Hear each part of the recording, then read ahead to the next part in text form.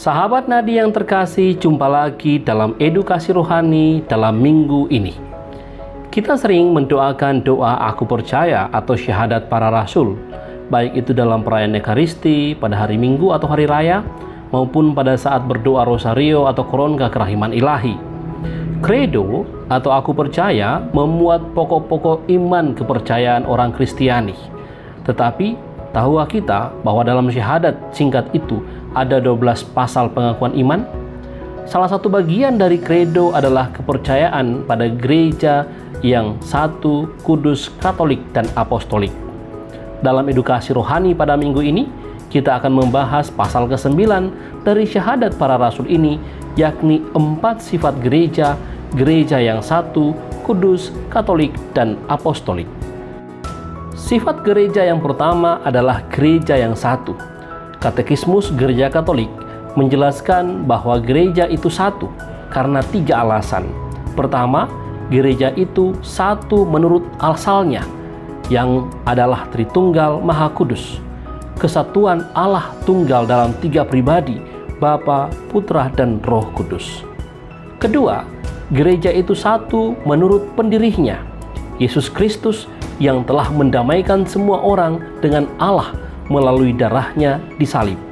Ketiga, gereja itu satu menurut jiwanya, yakni Roh Kudus yang tinggal di hati umat beriman, yang menciptakan persekutuan umat beriman, dan yang memenuhi serta membimbing seluruh gereja.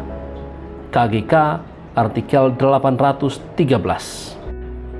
Kesatuan gereja juga kelihatan nyata. Sebagai orang-orang Katolik, kita dipersatukan dalam pengakuan iman yang satu dan sama.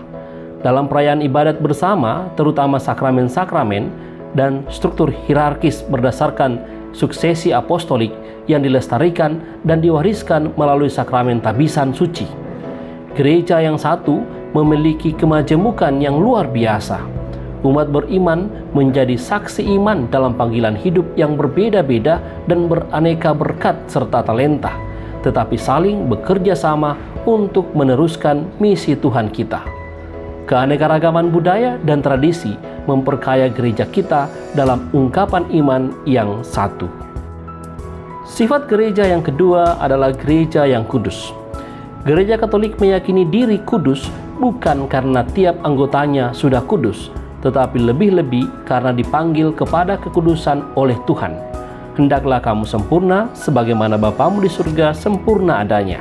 Matius 5 ayat 48. Perlu diperhatikan juga bahwa kategori kudus yang dimaksud terutama bukan dalam arti moral, tetapi teologi. Bukan soal baik atau buruknya tingkah laku, melainkan hubungan dengan Allah. Ini tidak berarti hidup yang sesuai dengan kaidah moral tidak penting, namun kedekatan dengan yang ilahi itu lebih penting.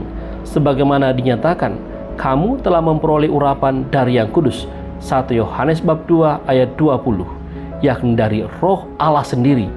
Kisah Para Rasul 10 ayat 38. Diharapkan dari diri seorang yang telah terpanggil kepada kekudusan seperti itu juga menanggapi dalam kehidupan sehari-hari sesuai dengan kaidah-kaidah moral.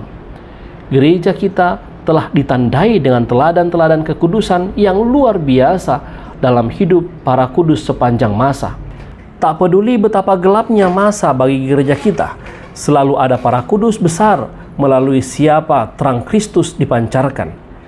Kita manusia yang rapuh dan terkadang kita jatuh dalam dosa, tetapi kita bertobat dari dosa kita dan sekali lagi kita melanjutkan perjalanan ke jalan kekudusan.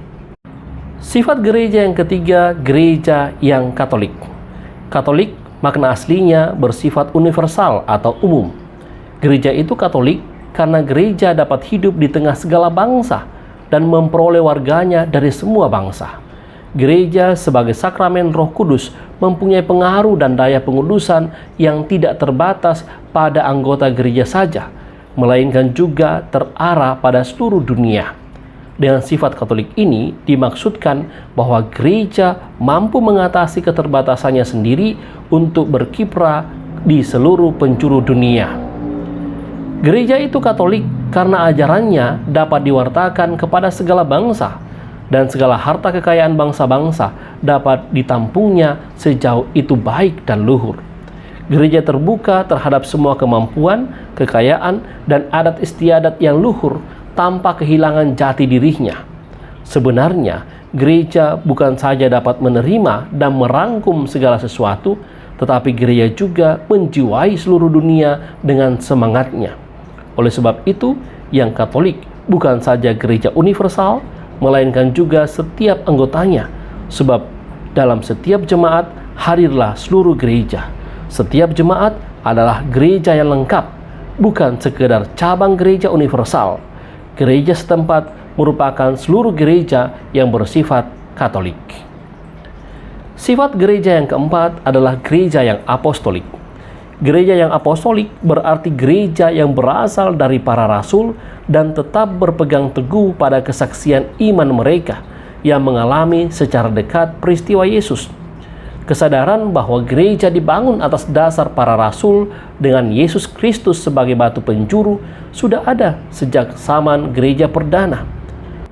Hubungan historis antara gereja para rasul dan gereja sekarang tidak boleh dilihat sebagai semacam estafet yang di dalamnya ajaran yang benar bagaikan sebuah tongkat dari para rasul-rasul diteruskan sampai kepada para uskup sekarang.